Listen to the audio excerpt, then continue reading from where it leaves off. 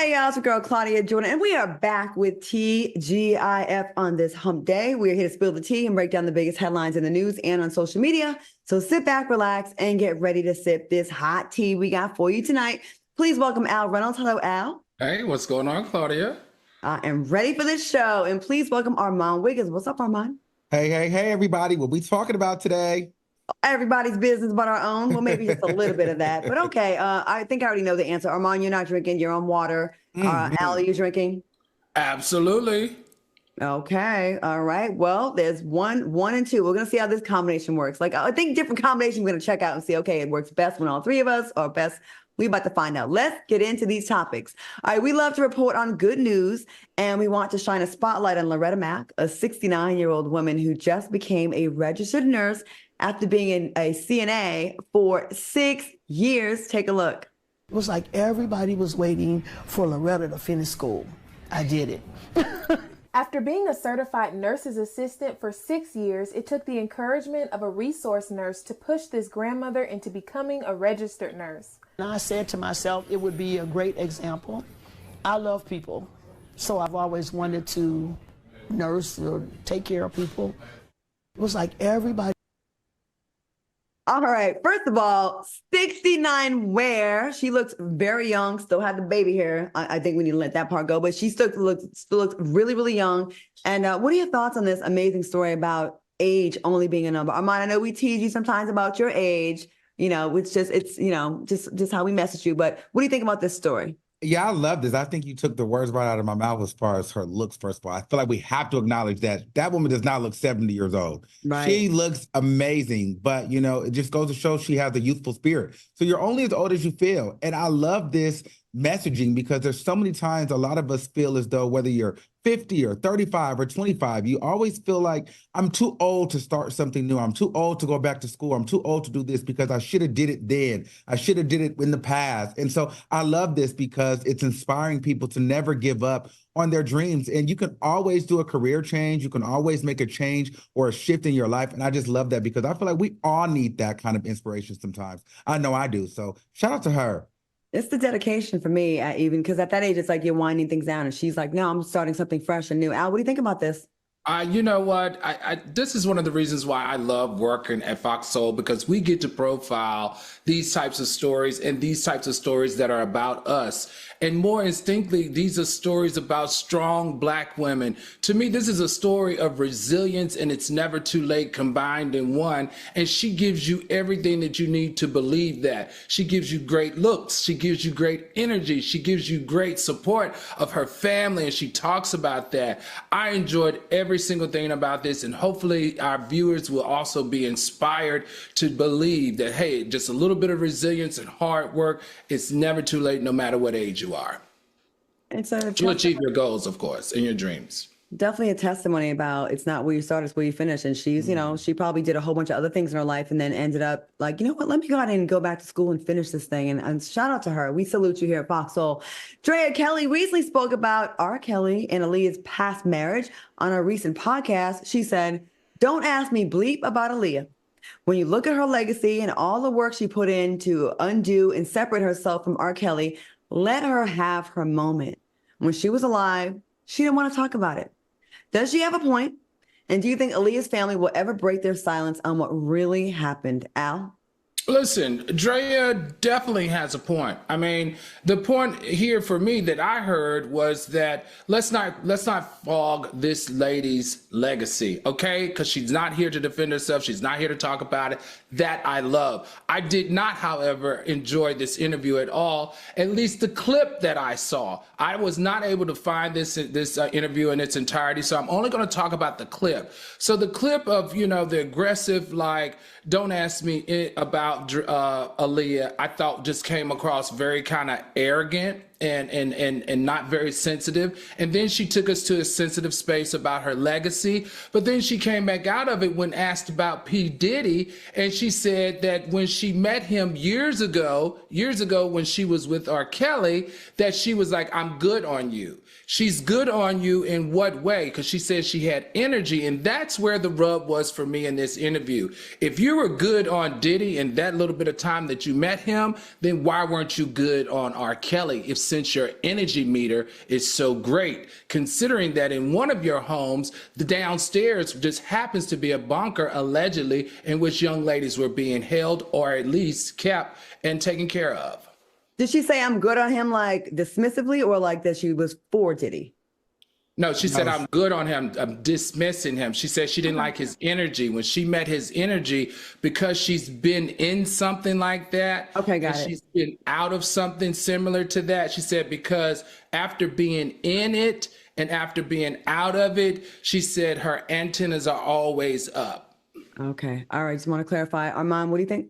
Yeah, I mean, I agree with Al on all of that too. And I also think the thing about Drea, and I like her, but a piece of me feels like she likes to be asked these questions so then she can say, don't ask me ish about it. But she kind of likes to be in it. But then she also doesn't want to incriminate herself in any kind of way. But she knows that she's attached to it. So she likes the attention that it brings.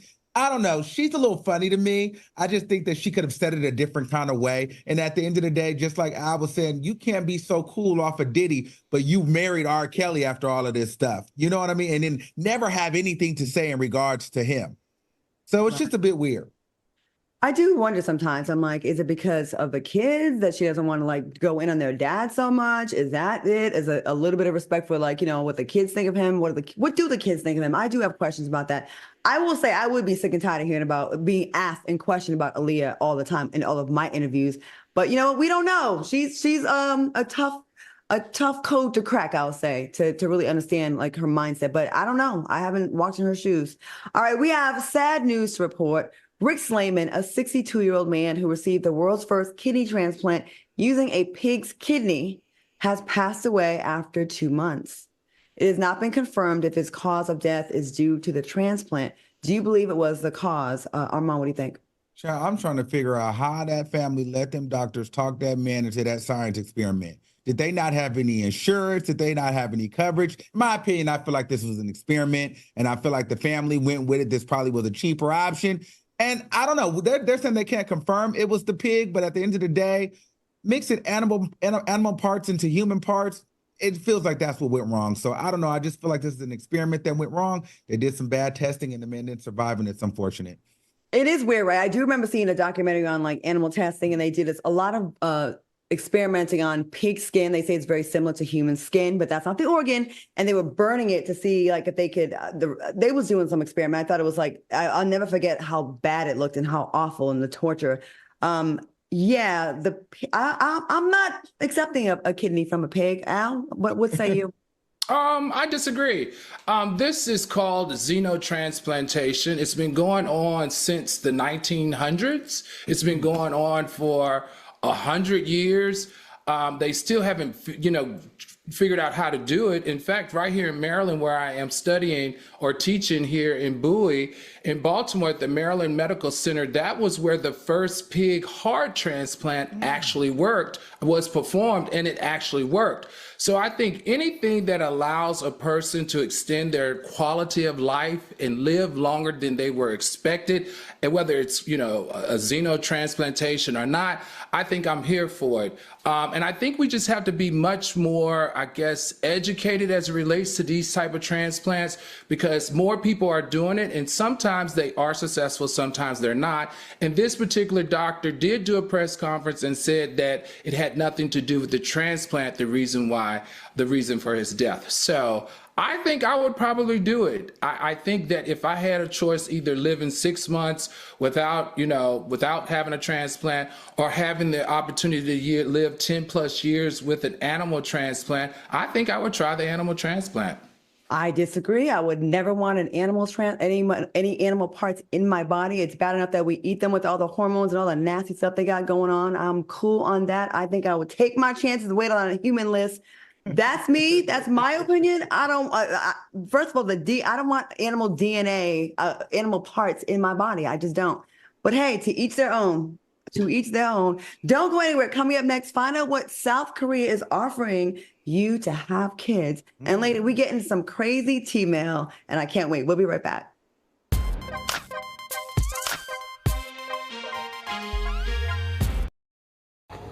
Scene 103, take one. I thought we'd be on the same page about this, and we're not. How do I know the way I'm going to respond to it? I want you to get the vaccine because I want you to be safe. What if you end up in the hospital? That's what I'm scared of. If you was to die, man, that would literally kill me, man. I hug you. Yeah. If it made you feel that way, bro, I'll probably do. I love you too.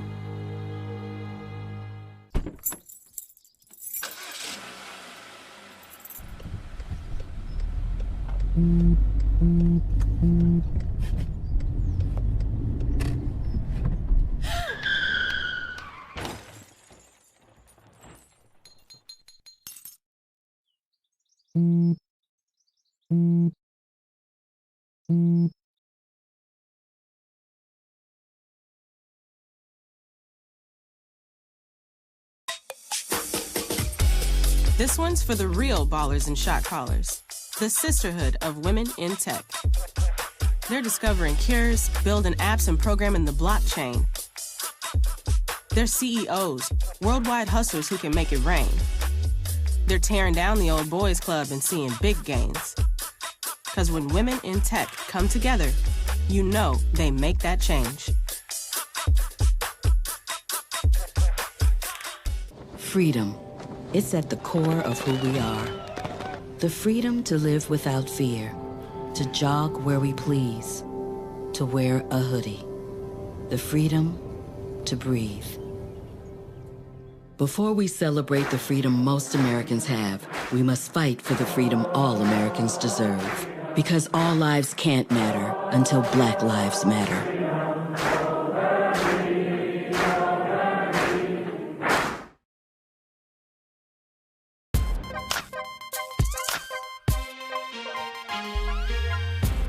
Welcome back to TGIF Soulmates. Put some flames in the chat if you're enjoying the show. We appreciate y'all rocking with us. All right, Soulmates, if you're looking to make some extra money, you might want to move to South Korea. Booyong Corp Group, a construction firm, is offering their employees $75,000 each time they have a baby. Now, the company started this initiative to help with its world's lowest fertility rate. Does this seem like a deal or a hell nah? Al, you want to be a father, don't you? Would you go over there and take this money, 75 grand? Absolutely. Absolutely. I was thinking about how I could possibly do the show from over there and get involved into this particular process. You know, but a lot of Asian companies, remember China, remember back in 1979, China had a one-child policy. And what that one-child policy has now created is an overheating, especially in a lot of Asian countries. With that one-child policy, you have an aging population that can't support, an Asian population that needs support from people as far as economically that can't give it to them because there's only a handful of people still alive. And so I think what they're trying to do, and especially in South Korea, because South Korea is one of the biggest booming Asian nations moving forward in technology and science and everything, they really just do not have the workforce to keep up with the economy. So they have got to incentivize people to have kids so that people can keep the country booming. And I think that's very sad. But if me going over there and getting paid a lot of good money is going to help with it, I have no problem doing it, because they also, Claudia, give you cash bonuses. They give you more health and life insurance. They give you subsidies for your housing, and they also give you subsidies for your child care. So basically, going over there and having kids, you're going to be able to house them, you're going to be able to feed them, you're going to be able to insure them, and you're going to be able to have them taken care of and watched when you're not around. What else do you need? 75,000 is not enough for me to go over there. I have no interest in going over there. I will say about China and the one-child policy. I remember that being younger, hearing like they get rid of the girls a lot of times up in the hills. It ain't really working, because I remember they always had like 1 billion people. They're up to 2 billion people now in China, so it ain't working. Them Chinese are getting their on, and they are shooting up the club, making a whole bunch of other ones. I'm just saying. But South Korea, Armand, you going? Would you go? I probably wouldn't want to go down there, but I think for the people out there, heck yeah, that's the deal. You get paid to screw and have babies. You know, I'd be sleeping around all over the place. Just get them pregnant. 75 per baby, absolutely. I'd be having them in all different kind of villages, all right? Kung Pao, kimchi, all of that. I'd have them all over town. Is that yearly, 75,000? Is that 75,000 a year? It's not it's per kid. It's per kid. Per kid per year, or just period? I have no idea. Yeah, I don't know those details, but it's per kid. So, konnichiwa. I know that ain't Korean, but you know what I'm saying. You know what, Armand? You just can't be saying it right. So basically, if you went over there and created like a sperm bank, you could almost be like a sperm bank, and just hang around for a week. You make 4 or 5 kids, you can come back to the United States with $300,000. Y'all should go. Go make some little. But I wonder, do you plays. have to have like Korean blood in you? Like, do you have to be Korean, or can you go find a Korean woman and then just impregnate her? Or do you have to be a Korean man? All those questions. I'm not going. They got too many rules. I'm not going. I'm gonna stay right here in Well, we already have basketball teams. There are pro basketball teams that are over there in South Korea. There's a basketball team in China. We know that we have army bases in all those areas. So hey, it's not like Americans don't live over there. It's not like they don't have, it's not Americanized in some of those cultures. Ooh, if they did that in Italy, my father would have got paid. I'm just saying, he would have got some money. And and I think that benefits the man more than the woman, because the woman can't have that many kids, at once, but the men can go from woman to woman to woman. So they would have to figure out how that payment worked. Do the man and the woman split it? Because I don't want to split the money either. So once again, we just get screwed out of it. Tristan Lee says, I'm going. My husband and I are wanting to start a family now, so pay me. And then Marsha T said, people will be offering up their child to the government control, especially for the military, definitely if it's a boy. Okay. And Yaya 502 said, that's sad and crazy. Have babies for work slaves. Mm-hmm. And who is this 234 said, it costs way more than that to raise one.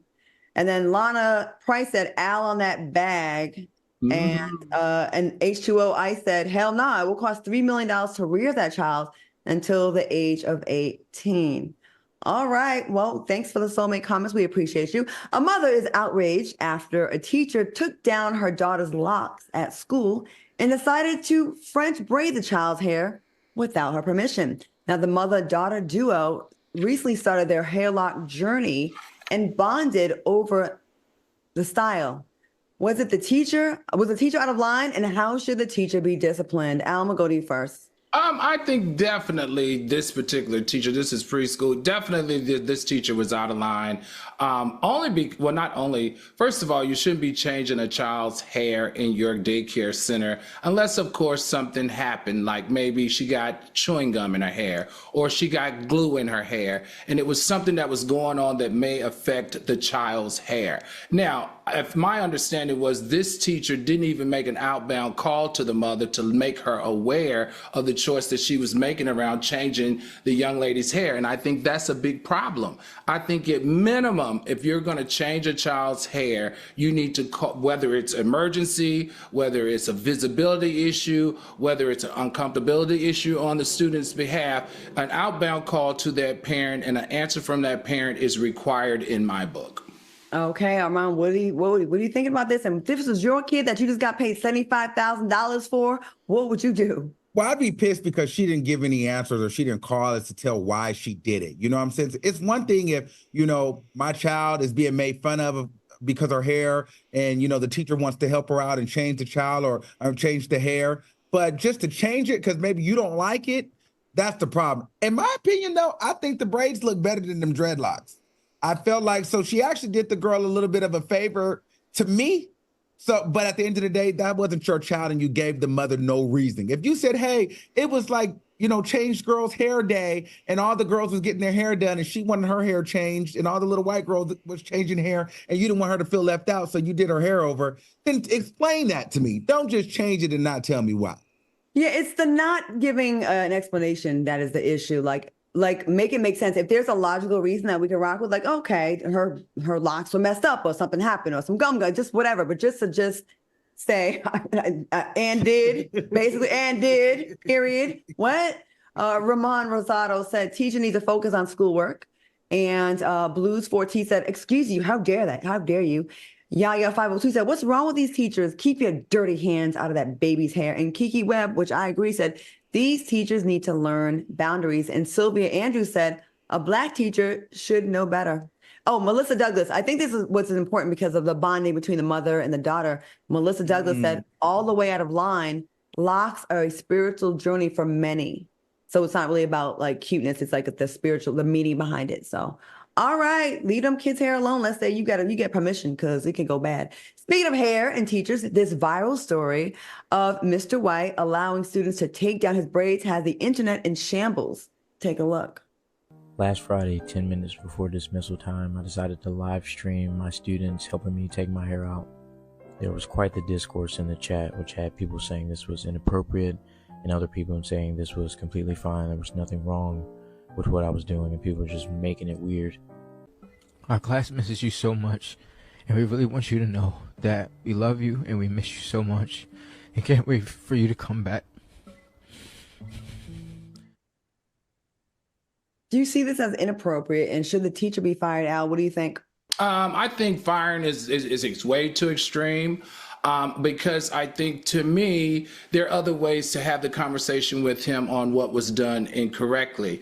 Firing, to me, is if there was something threatening or unsafe in the classroom that occurred, and I didn't witness any of that in the video that I saw. What I did witness, which I think would cause a conversation or maybe as strong as maybe as a short-term suspension, is this is definitely a misuse of instructional time in the classroom, which is against his contract. And then the other thing is, if you're gonna film kids for social media, young man, you have to make sure you get the kids' permission. And if they're underage, you have to make sure you get the parents' permission for their kids to be posted on social media. Now, those two veins, I think, are reason enough for a school system to say, hey, we need to sit down and have a conversation, and it may lead to some type of disciplinary action. But firing, to me, is definitely an overstep.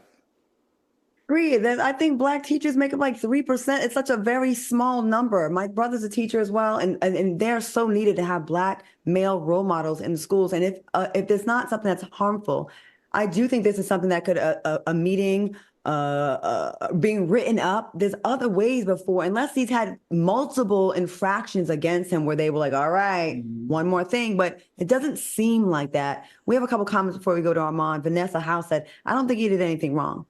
Yaya said, we need answers. Get that teacher on the show. I think we should. Production, we can try to reach out to him. That's a good idea. And H2O, I said, it's inappropriate, but a suspension is warranted. And Mixed Feelings said they touched him. His hands were on his lap. And this is a note. The students were all free. They had free time for 10 minutes while finishing, after they finished their work. So It wasn't like they was imposing on, instruction time. So that makes it even more like, Armand, what you think with all this? Yeah, that's what I was going to say. And so he actually got permission from some of their parents for them to do that. They had free time, and they had the choice to either go outside or do something else. And some of those students actually wanted to do it. And some of the students weren't even from that particular class.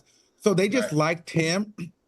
They like the vibe. I feel like he's an attractive guy. He's a young, cool teacher, and he's on TikTok. It went viral. And in 2024, we're always looking for reasons to be outraged by something. To me, this was not that serious. The guy was literally making content with his core students that he has a relationship with. They clearly have a relationship with him, and they're from different classrooms. They had free time. They want to spend their time taking their teacher's hair down for the quick TikTok video. No one had a problem with it until we get on social media and being fake outraged because it's an attractive young man and it's 5 girls taking his braids out. To me, I just thought it was not that serious. And for that man to get suspended, I feel like he could have been pulled into the office and had a conversation, but to get suspended, borderline fired, having to break down and cry and do all of this stuff, it's just crazy. It's crazy. Lisa Hickman said, too much intimacy for me. I'm an educator. We would never ask children to put their hands in my hair. Okay. And Plain Jane said he was texting the students and they were texting him. They love him and miss him. That's inappropriate. He needs to set boundaries with them because he's a superior in the situation.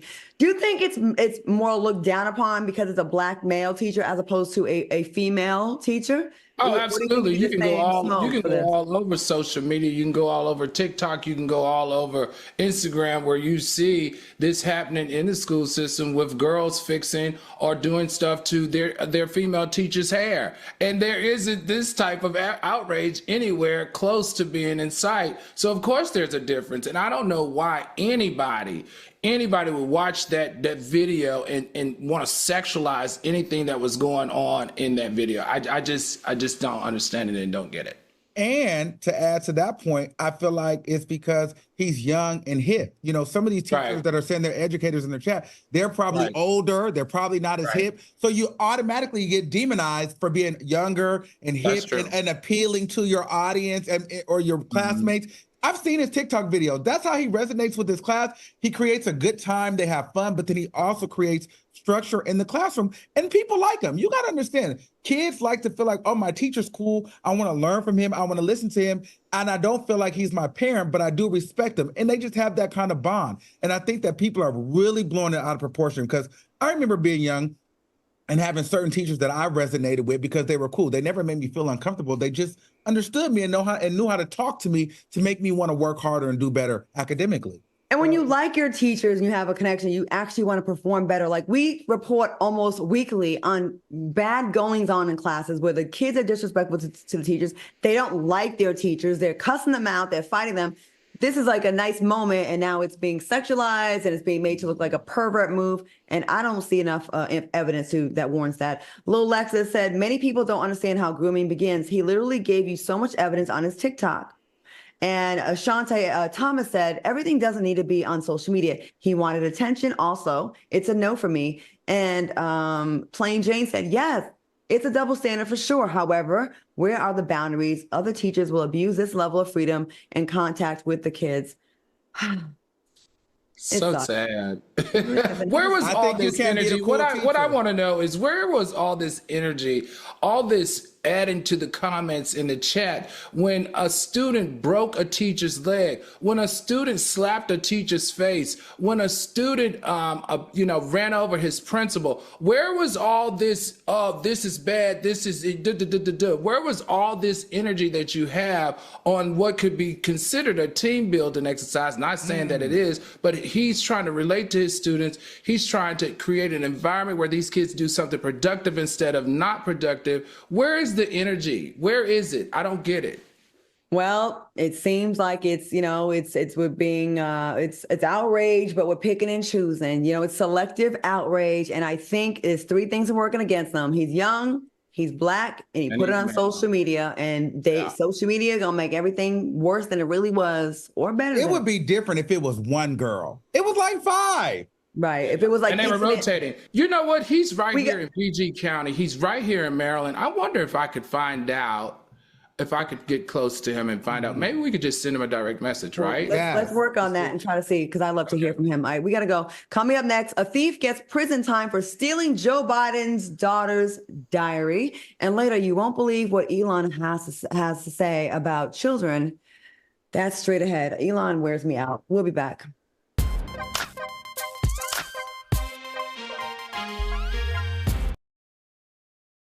TGIF. Can you imagine 30 million people walking around sexually frustrated because they can't get to their porn?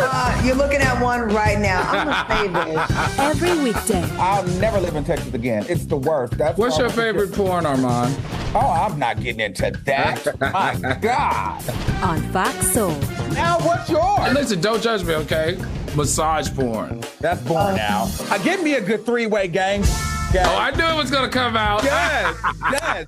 When I got the opportunity to get her, there wasn't no choice. I told myself, I'm gonna take custody of my daughter. It's my baby. That's what we're supposed to do as men. Take care of our home, build a foundation, you know what I'm saying? Love, our money, she's my purpose. I'm here to walk with her, hold her hand until she can walk alone. Ain't nothing like being a father in this world.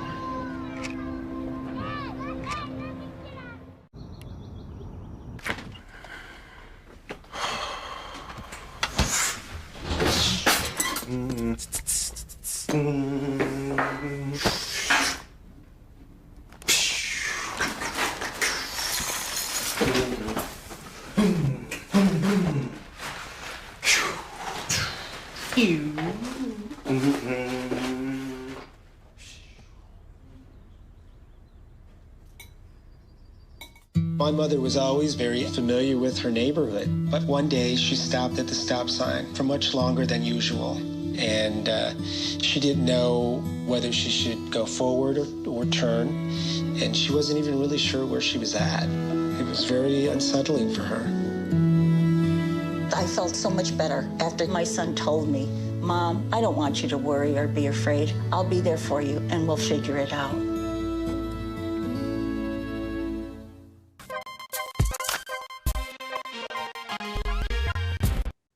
Welcome back to TGIF. All right, y'all, we can all agree that social media tends to resurface some of the most random facts in pop culture history, so it's only fair that we unpack those facts in our T-Fact of the day. All right, today's T-Fact is about a woman that became pregnant again while she was already pregnant. This extremely rare condition is called superfetation. Take a look. I had an ultrasound. There was one baby. So I found that I was pregnant, and I figured, I can't get pregnant again. It's, it's fine if we are continue to be careless. I literally said that. And a week later, I went to the ER because I was in so much pain. I thought I was having a miscarriage. But come to find out, I was in so much pain because my uterus was growing so fast because there was 2 more babies. So that's like the short story of how I got pregnant twice in one pregnancy. Oh my God. I'm going to ask you fellas, are you shocked about this? And do you know about this? But I'm going to go first since I'm a girl. Wow. Imagine if you was in the streets. Like, I'm just thinking about like worst case scenario, right? Say you was out in them streets, you was having a hot girl summer and you got pregnant, right? And you're like, all right, I don't have to use protection because, I mean, if you were just trifling and then you messed with somebody else and then you got pregnant with his baby too at the same time. And then you got to explain, hey, this is weird condition called super. Oh my God. Like, ladies, beware that this is even a thing, that this could even happen. Wow. Armand, what do you think about this? Yeah, I thought those babies are so cute. So I actually thought this was like a little blessing. You know what I mean? I was actually really happy and excited for her. And it seems like, her relationship with whoever the baby's father is good. She seemed like a well put together girl. And so it was a feel good moment for me. I'm like, wow, God bless you with triplets. That didn't even run in her family. That didn't run in his family. So I looked at it as more like an accidental blessing that happened. And congratulations to them. And it kind of made me feel good to just see it and how she's happy with it. And all the babies look beautiful and everybody's healthy and they're moving forward. So I think it's really cool and unique. New Life said, hope they have the same dad. Okay, I was just saying worst case scenario. I'm not saying about her. Those kids all look exactly the same. So, Al, what do you think about these, the babies being in the womb together at once? I think I view it just the way Armand does. I think that these little babies are blessings from God. Listen, according to the Cleveland Clinic, there are only 10 confirmed cases like this in the country. It's 1 in several million that this happened to, and chances of it happening. You are more likely to get hit by lightning or win the mega lottery before this ever happens. So the fact that the odds were so on the other side for her with this, I think those are 3, or especially the twins, are 2 little angels that she was blessed with, and she should take care of them as such. Oh, I'm not saying it's not a blessing. I think it's very beautiful, especially if you want to start a family. I think it's super, super beautiful for them. I just don't want it to happen to someone out in these streets. Oh, Janice Weston said it's rare, but it happens. All about timing during the fertilization process. So, yeah. And Ruthie Huxtable said, I want twins, but this would kick me out. And so D'Angelo said, it's a blessing for sure, but for her to get to budget out for 1 baby and get 3 instead, I would be stressed. Yeah, that's something to think about, right? You're like, okay, 1 baby, then it's like, surprise, surprise, and you got 2 more. But they are so cute, and good for her. She's done now. If she wants to quit now, yeah. one pregnancy, 3 babies, I would love that. But so 2 are identical and 1 is fraternal. Oh yeah. That's cool. All right, super cute. Is the world coming to an end? A man recently revealed that prostitution and dating are the same thing. Take a look. I'd rather pay a prostitute so she leaves when we're done, rather than sit here and put a bunch of money into a chick and then taking her out for nice dinners, buying her, and you get the same result in the end anyway. She's still paying for. Oh, God. Everyone does not need a microphone. Are there any valid points in this argument, Al? Absolutely. Absolutely. I heard a lot of valid points. The other valid point is it's not just in the heterosexual world, it's also in the homosexual world and bisexual world and trans world. It's just what it is. Listen, there is a group of travelers, they're called Passport Bros from Twitter, and they talk about this and they tell you where to go to find girls. It's almost like sex tourism. And if that's where your mentality is, especially when it comes to sex, and it's going to make for a more safer environment, it's going to make for less unwanted kids out in the world. I'm not necessarily promoting prostitution, but I can see where it's convenient for some people. They don't have to worry about getting her pregnant. They don't have to worry about diseases. They don't have to worry about taking care of a person or being attached. I can see where people feel like this. I mean, heck, and if you look at Passport Bros, they have a gazillion followers, and it's resonating with a lot of men. Okay, Armand, what do you think? I mean, did he lie? I mean, think about it. You spent all that money. You spent all that money on courting either a man or a woman. It's dates, it's cologne, it's hotels, it's this. All for you to spend a gazillion dollars on a marriage and a wedding and a ceremony just to divorce 5 years later. I mean, in that time, you could have banged from here to Korea, okay? And you could have gotten your life, and you didn't have to sit in that one relationship worrying about your feelings and how you're feeling today. And are you happy? And what's your favorite color? Listen, you like to be hit from the front or the back. Which way you want it, baby? I got 250 for you, and I like to shoot in the face. What's right that? here, you can tell them when to go home. Okay, and I'm done. Go I mean, home. he didn't lie. You may not like the delivery of the message, Not but one lie told. there was some truth there. No shade.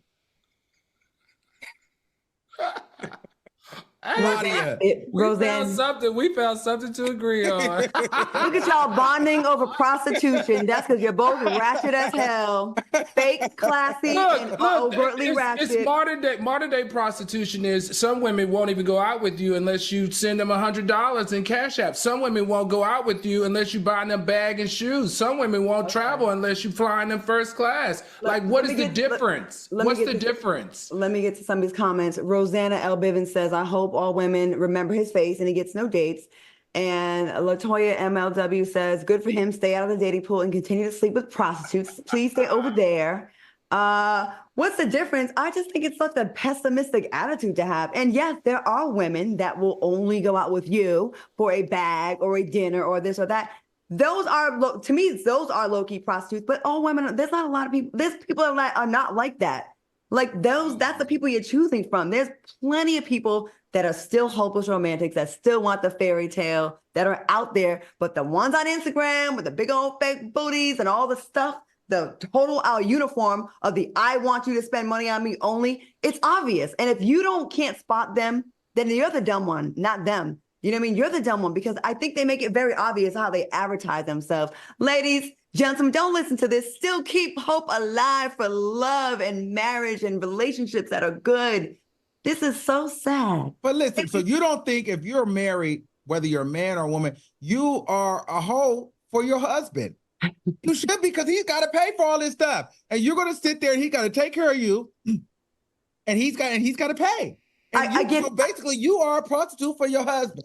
Well, I think the difference between prostitution and relationship is prostitution is a transaction thing with no love, where I would hope, I'll be a hoe for my husband that I love.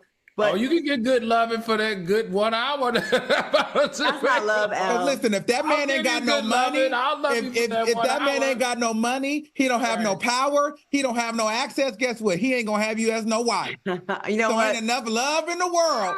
You want that man to have some money and some power and some access. Let's be clear. I'm just going to love the moment that it took the subject of prostitution to get a smile and a laugh out of Al, to get Armand and his on the show, and to get some good energy. I'm with that. I love hookers. How about that? Shout out to all the hookers that got us a good segment around here. Keep it locked, because coming up next, would you put your career before your children? I can't wait to hear what y'all have to say about that with y'all negative stuff.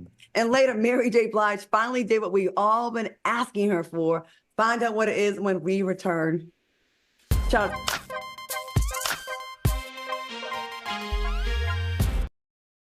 You know how to You know how to fry fry chicken? No, I don't. Oh, you definitely ain't got no Give me man. that black card back. TGIF. It's not about blackness. I don't make any fried foods, okay? Boo! The chat is going in about this fried chicken. Lynette19 said, I am blackity black, and fried chicken is not my favorite go-to meal. Stop with the stereotypes, okay? Live and interactive. Oh, Al, you don't even cook, please. Fried No, I chicken, don't. fried fish. Come on, baby. On Fox Soul.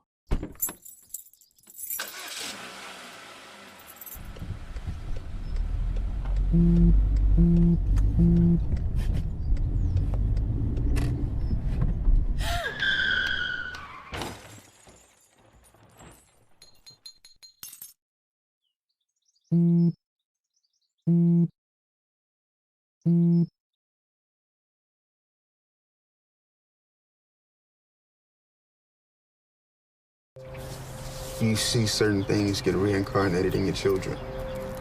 My daughter is very much inspired by my wife's artistic pursuits. So my daughter started making necklaces. She makes what we call affirmation fashion. I tell her every day that your black is beautiful. Your black is beautiful. Your black is beautiful. And if there's anything better than being beautiful, it's being smart. And if there's anything better than being smart, it's being kind. And reaffirming that every day is our method of making sure her chin never drops.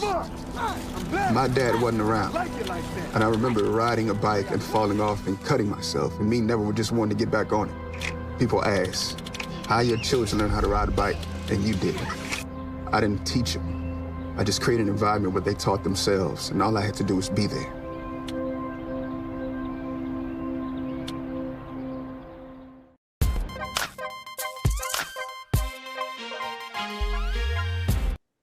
Welcome back to the show. It's now time for us to give advice to our soulmates who are dealing with crazy situations and may need a little guidance from us. So good luck. This is our T-mail of the day.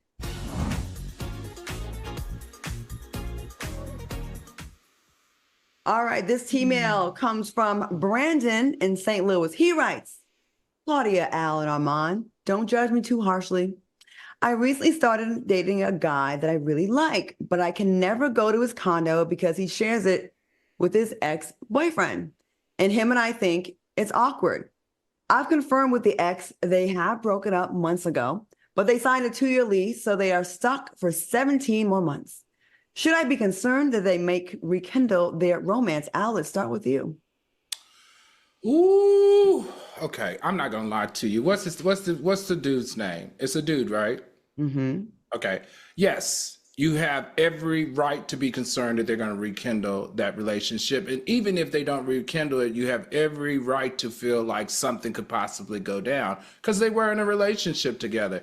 Unfortunately, they're in, you know, this is an uncomfortable situation. But listen, keep the lines of communication open with your boyfriend, as well as keep the lines of communication open to the ex-boyfriend to let them both know how you're feeling. Because at one point or another, your boyfriend needs to make you feel comfortable in this uncomfortable situation that he has put you and your relationship in. All right, Armand, what are your thoughts? What's your Absolutely. So they may not ever rekindle because the relationship might be to a point where it's just like, all right, we're done. We just need to get out of this situation. But they're definitely still smashing. Okay. And so that's going to happen with you there or with you not there, because you may never. I've been in this situation before. The man walks in, his boyfriend's there. Then he all of a sudden tries to jump into the room and get into a threesome with us. You know, everybody's drunk. So you just never know. I'm just saying, if they still live together, when you're not there on the weekends and they might have a moment, they're still probably smashing, bro. So I would probably move on until they live separately, okay? Or you join the party with them and be their side chick. This is what I mean about y'all really want advice from us. This is what the hell I'm talking about right here. Hey, listen, of course. My advice was sound advice. I don't know about the truth. I lived it. It being a third three person. I feel like I gave some pretty decent sound advice. I mean, okay. Hey, Chris Love Livy said the transparency is great, but he may be the rebound, and we know how that can end up. And Lil Lex said he'd have to break the lease. Okay. Definitely had to deal with exes before, and I've also been that ex that is still cool with my ex that, that people have to understand. So I could look at it in both ways. I'm with you until you say it's awkward when you go over there. Because why? If there's nothing going on and we're just doing this because of a legal or financial issue, then that's what it should feel like when I go over there. It shouldn't feel like I'm interrupting y'all or there's still some lingering stuff going on here. Because I do think you could be really good friends with your ex. You can if you're grown, and maybe you can actually still not have sex with them. It can actually be true. But it is your job as a person in the middle to make your new person feel very, very comfortable and overly comfortable. So there's no being awkward. I need to be feeling comfortable when I come over there. So if your mate ain't making you feel comfortable, then I think there's something going on over there. Maybe, I don't know. I think that's a very uncomfortable situation. Adrian M said, good advice, Armand. Absolutely. Yaya 502 said, Armand find himself in a lot of threesomes. Okay. I have. Miss Nikki MD said, I moved back into my home with my husband who refused to leave. It's possible, but I eventually left because dating became strained, explaining we ain't screwing. Okay, well. Yeah, but sometimes too, that person is always going to be sizing you up. That ex is going to be sizing you up and you're going to be sizing them up. And if that ex feels like they're inferior to you, they're going to let it be known like, oh, this dude ain't nothing. But he's going to keep trying it just to show that he can have your man back if he wants to. So he's always going to try it, especially if you don't come with no energy. So if you come like a punk, then he going to take your man from you. I love how your solution to everything, almost everything is I think that's your answer to what production. Can we put like a reel together of all the times Armand has mentioned a threesome? Because Al used to be the one with the orgies and the threesome. Now it's Armand. I'm just saying that's what happened. Okay. These are men we're talking about. Yeah, I guess. Okay. All right, soulmates, be sure to DM Foxhole on Instagram if you are in need of some sound advice here at Foxhole. Who knows? Your letter might just get read here live on the show. Good luck with our advice. Okay. President Joe Biden's daughter, Ashley Biden, asked the judge to sentence Amy Harris, a woman who stole her diary, to prison time. The judge gave the thief a month in federal jail and 3 years probation. Now, Amy and another man conspired to steal the diary and other items from the house where Ashley had previously lived. Does this scream power and privilege, or was the judge justified in doing so? Al, what do you think about this story? I think the judge was justified because if I'm not mistaken, I don't know a lot about this story, but I remember reading a little bit. They were also trying to use this story to paint a negative picture about some type of incest or inappropriate goings on between her and the president at the time of him running for president in 2020, and them using that information in a very negative and impactful way. So I think when you're using it in like an extortion capacity or a conspiracy capacity, I think the judge did the right thing by giving the young lady jail time. Heck, can you imagine your deepest thoughts where you are just expressing yourself to get it off your chest and like working some things out with yourself, and then someone getting it and then putting it on social media, and especially when you're the relative of someone extremely popular and famous and important in society, and things can so easily get taken out of context because we ain't reading that whole diary. We're going to read the headline that you told us was the worst part. And then she came out and said, you guys took this way out of context. My inner thoughts working through something should not be out there for fodder, for political gain here. Armand, what do you think about this story? I agree. I actually feel like the person should get more time. Like you stole something private from me. And then on top of that, who I'm connected to, my father's the president. Like I just feel like they're super famous, super big figures in the world, and at that point, like they deserve more time if you're going to break in and steal something like that and try to put it on the internet and try to sell it, you definitely deserve to go to jail for that. I agree. I think it's along the same lines of revenge porn. When people are vulnerable and they put their stuff out there like that, I just think, all right.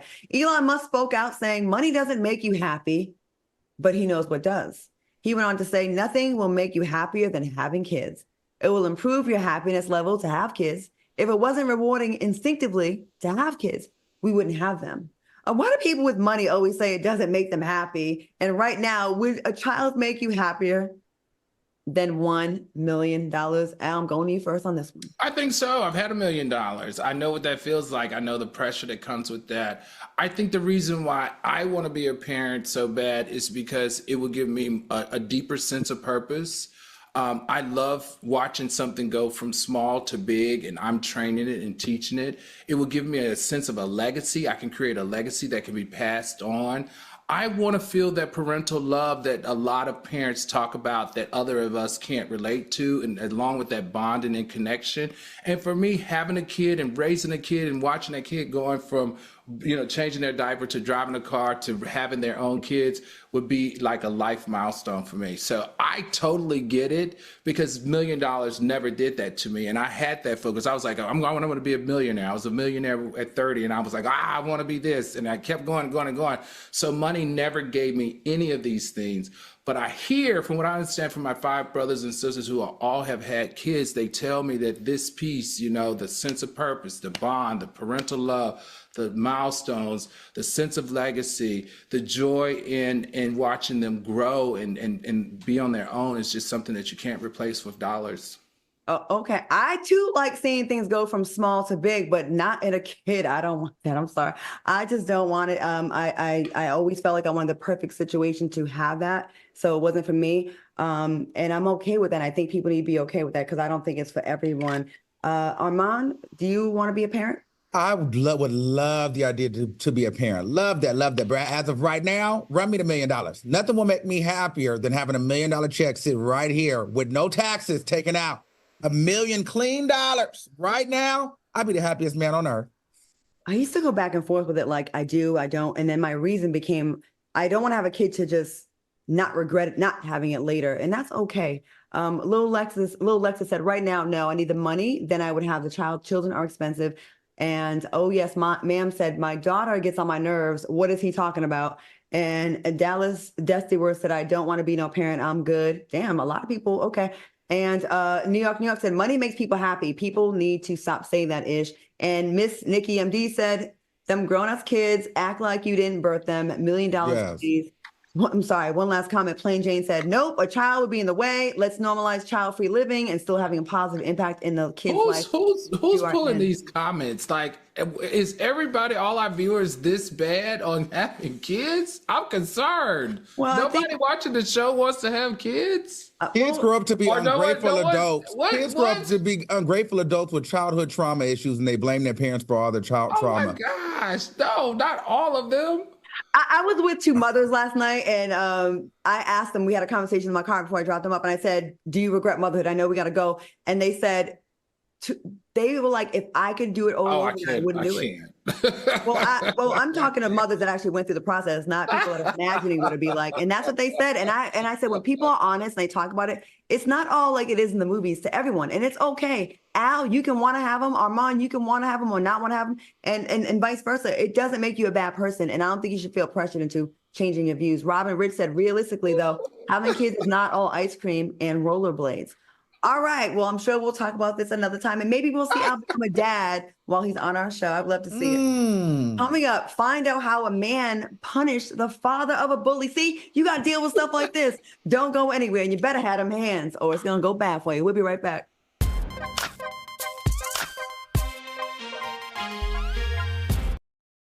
You know how to fry chicken? No, I don't. You ain't got no. Give me that black card back. TGIF. It's not about blackness. I don't make any fried foods, okay? So the chat is going in about this fried chicken. Lynette19 said, I am blackity black and fried chicken is not my favorite go-to meal. Stop with the stereotypes, okay? Live and interactive. Oh, Al, you don't even cook, please. Fried chicken, fried fish. Come on, baby. On Fox Soul. When I got the opportunity to get her, there wasn't no choice. I told myself, I'm gonna take custody of my daughter. It's my baby. That's what we're supposed to do as men. Take care of our home, build a foundation, you know what I'm saying? Love, our money, she's my purpose. I'm here to walk with her, hold her hand until she can walk alone. Ain't nothing like being a father in this world.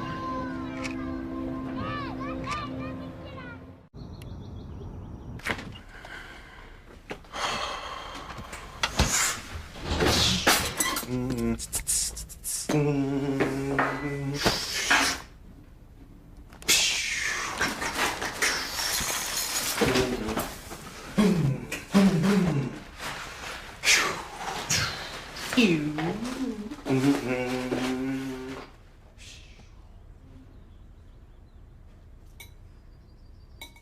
mother was always very familiar with her neighborhood, but one day she stopped at the stop sign for much longer than usual.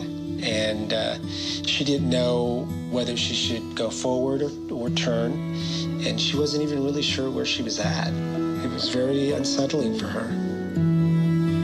I felt so much better after my son told me, Mom, I don't want you to worry or be afraid. I'll be there for you, and we'll figure it out.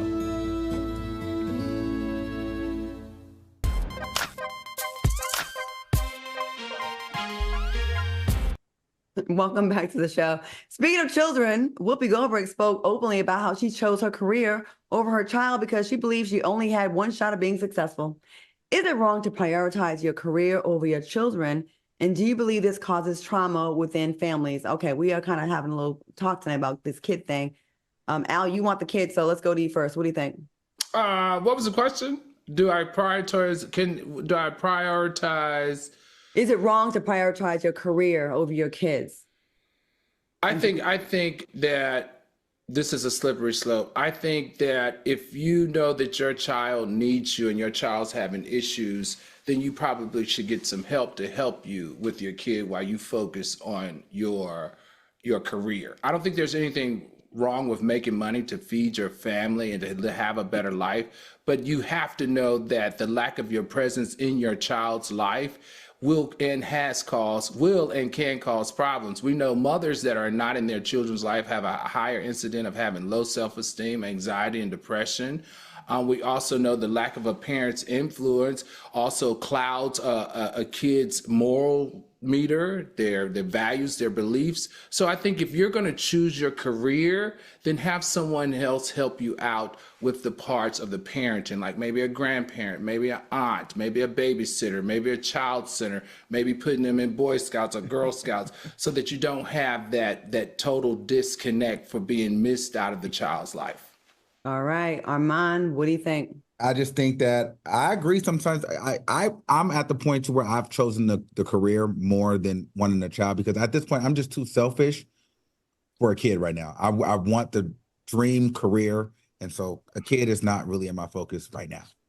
I won't take long, but I just will say, again, I always prioritize my career, and I definitely have regretted it along the way. I'm not going to sit here and say I'm just a stone cold woman with no heart. I definitely had my times where I did regret it, but then I would snap back out of it.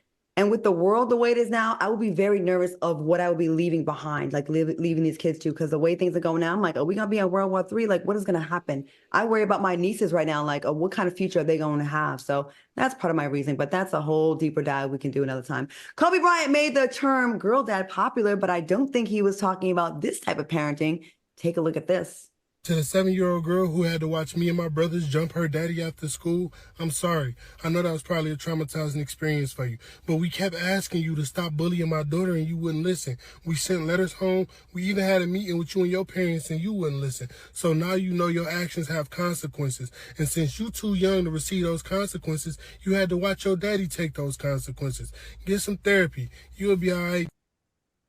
Did the dad stand on business? And if you had children, would you do the same to protect your child from being bullied? Armand, I got to hear what you got to say about this one. Absolutely. I feel the same way. So he stood on business, did what any dad should do. And what do you think about that? Do you think that traumatized the kid to see that? Or maybe the daughter can see what the feel like? Obviously, the dad ain't teaching her no lesson, so she needed to see it firsthand. Okay. Al, what do you think? Yeah, I'm not mad at it. Listen, the court systems are doing it. We're seeing it now where these kids that are misbehaving and shooting up schools, they're blaming the parents for the oversight and not being parents. So if they can do it, if the court system can do it, then the court of public opinion, where individuals like that, he should be able to do the same thing. I agree with both y'all. Look at tonight's show. Wow. Look at God. Won't we do it? I think ever since the first lady was here yesterday, she cleaned up this show. I will say this. I agree with this father, because he went to the father first and had a conversation man to man, and the father chose not to get his daughter right. Daughter still want to be a bully. Now she gets to see how she hurt somebody else. see her daddy feeling that, and to get whipped in front of your daughter. Ooh, I know that had to be embarrassing. Next time he told her to do her chores or do something, she could be like, I'm a call. yeah, said who? All right. I want to thank my co-hosts, Al Reynolds and Armand Wiggins, for joining me tonight. Thanks for watching us on YouTube. Please rewatch the show tomorrow and run those numbers up. We appreciate y'all. Stay tuned for Fox Soul's Face Off. We will see you back here tomorrow. Bye, y'all. Bye, Al. Bye, Armand. Bye, soulmates.